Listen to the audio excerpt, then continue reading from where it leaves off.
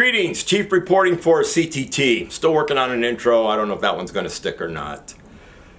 Been a couple weeks. I've been on vacation. Had a wonderful time. Actually, my blood pressure went down, so I'm real happy about that. I last left off talking about moving over to Charlie Company, some of the field problems I still did in Charlie Company, and also some of the ranges I did. I also served under two company commanders. When I first went over, the company commander, I cannot remember his name. Hello, Snickers. Snickers reporting in too down below. What, you need to come up? Yeah, okay. So the first company commander that I served under, I believe had an engineering degree. And he was a very personable, well-liked individual. And he's just one of those people you look at who is just too smart. Why are you in the military? And why wasn't he in the engineer field? It was beyond us. He was a go-getter. He was rambunctious. I got a couple stories to tell about him.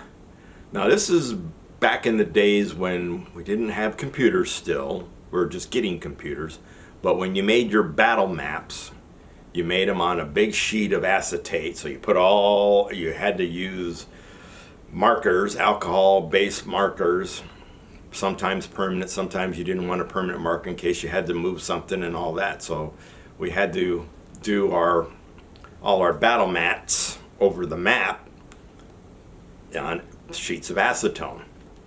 Well, he went to one exercise and he was inside the talk, and somebody had left a bottle of rubbing alcohol open. And he accidentally knocked it over and it spilled across the map. So in other words, whoever just made that acetate was cringing. It probably took him a couple hours. I don't know how well involved it was. But when you're mopping it up, you're mopping up all the indicators, all the units you just put on your acetate over the map so you could do your briefing.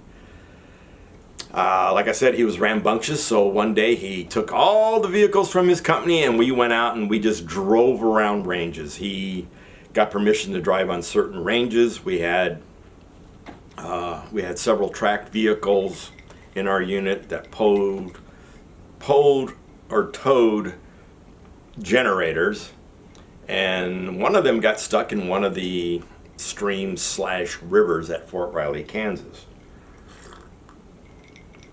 And we're talking midstream. I think they went too deep so their engine conked out. But there was an engineer unit who he had friends with who had a towing vehicle, got it towed out, and I don't think the battalion commander ever heard about that because we never heard any repercussions about him getting a vehicle stuck out midstream in one of the rivers/streams at Fort Riley, Kansas. I don't remember what month I went over, but I know it was during 1990. I think it was probably early spring or maybe just the beginning of summer. And when I got over there, we were being told that we were going to go to the January 91 rotation to the National Training Center at Fort Irwin, California. I'd already been there once under the S3 shop and was not looking forward to going again, to tell you the truth, especially January. Goodbye, Snickers. And he's probably going to try to get back up. So all summer long we were told prep for NTC, which we started to. Well, Iraq invaded Kuwait on 2 August. I got notes over here. 2 August 1990. And on the 17th of August, elements of the 24th and the 82nd divisions went over to start operations to liberate Kuwait. But we were still going to NTC, according to our first sergeant. Every time there was more talk of war, the more President Bush talked about it, it was first sergeant was just getting adamant. He was saying, "Nope, we're going to NTC. I don't want to hear any more talk about going to the Gulf War." I don't know what month it was. I don't know if it was late September, early October, or even later, where the first sergeant had us in a formation to talk again. We're going to NTC, and until pigs fly, we are not going to the Gulf. He said that. Then he went to a meeting, and his wife called us. Called the orderly room, and there was a whole bunch of us in the orderly room, and the news that she had for us was President Bush just announced that the 1st Infantry Division, Big Red 1, from Fort Riley, Kansas, and I can't remember what other division it was, we're going to deploy to the Gulf War situation. So we all started laughing, and First Sergeant came back, and we all got big old grins on our faces. And First Sergeant James, that was his name, his real name, he was very good First Sergeant. And he looked at all of us smiling, because he wore the BCGs, and just looked at us. And we're all grinning, and he goes, "Okay, what's going on?" I don't remember if it was me or somebody else, but we said, "Pigs are flying." And he did that, eyes up in the, up into his skull.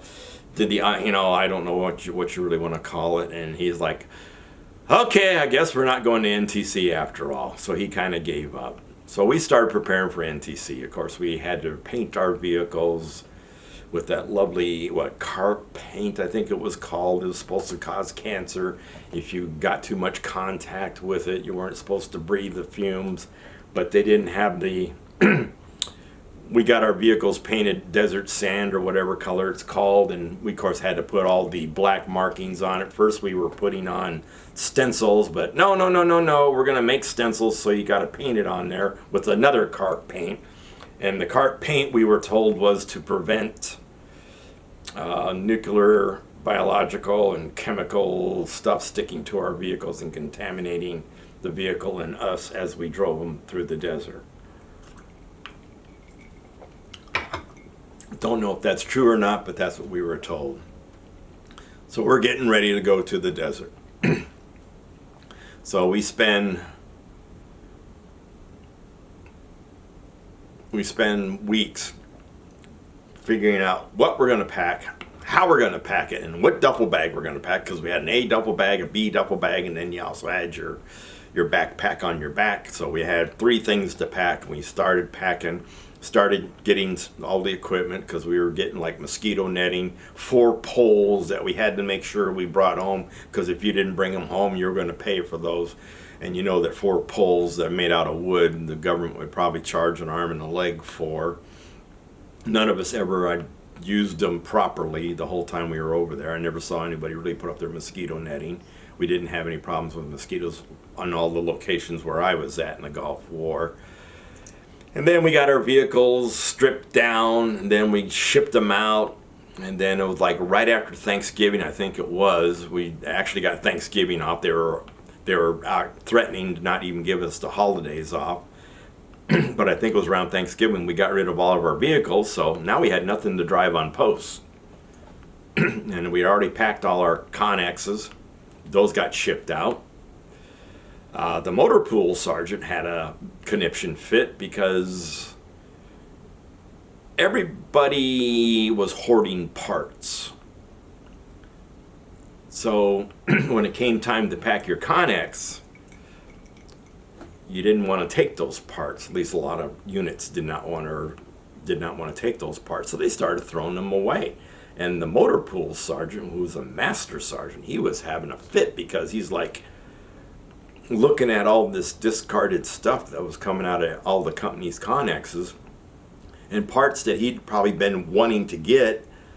And if anybody's been in the military, you know how hard it is to get some parts sometimes, because there's a chain of red tape from here to Washington, D.C. as to what you're going to receive and what you're going to get and what you're allowed to get all your vehicles back up to operational status.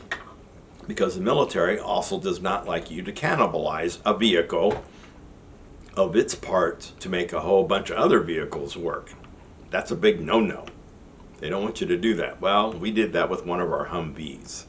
So we ended up towing it during the Gulf War, at least the motor pool did, and as they got parts coming in, they started to rebuild this Humvee back to operational status. It was quite funny to see it stripped. Well, it wasn't stripped down too much, but it was just a bare bones almost vehicle. But we stripped it down to get a bunch of other Humvees up to operational status.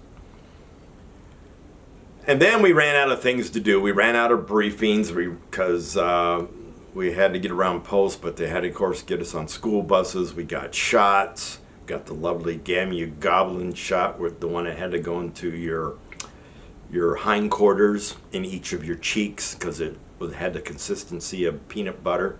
That was a fun shot. We got many briefings. We cleaned our weapons. We repacked our duffel bags and our backpacks like once a week. It was like, well, we don't know what else to do. Well, you know, we're done. We shipped our stuff. We don't have anything to go to the field with. We can't spend any extra money per se to do anything. But they were just running out of things for us to do, and it just got monotonous repacking the duffel bag over and over every week and having to hold it up for the umpteenth millionth time. And then I went to the Gulf War with the second company commander. I guess I should have finished the story with the company commander. When I was back in the S3 shop, I did mention that there was a captain who said that my wife was a distraction during lunch hour. Well, guess who became my company commander? There's no bad blood between us, but we weren't really chums either. Of course, being enlisted and an officer, you normally don't have that luxury.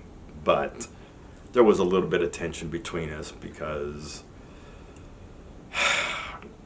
I guess my previous impression that I have a chatty wife who was disrupting him. That's about all I got for now. I don't know what I'm going to actually cover of the Gulf War. I mean, I really didn't do much. I drove. So if somebody really asked me, you know, what did you do during the Gulf War? I'm going to sit there and tell them I drove and I drove and I drove because the front line kept changing. We'd drive our 30 kilometers and guess what? The battlefield's now 30 kilometers ahead of us. So there's no sense setting up here because the battlefield just keeps rolling on and on and on and we just keep following it. So this is Chief out. See you next week. I'll figure out what I'm going to talk about really about the Gulf War. Also, when we returned from the Gulf War, my father did videotape our first sergeant, and our first sergeant gave one of the best speeches I ever heard in the military. And I'm still trying to figure out how I'm going to get the visual from one platform to another. But if worse comes to worse, you'll just hear the audio when I do that. So this is Chief out, headed to the Gulf War instead of NTC, which was still going to the desert. So remember, freedom's not free. Hug a vet, thank a vet, kiss a vet if you're married to one, and Chief out.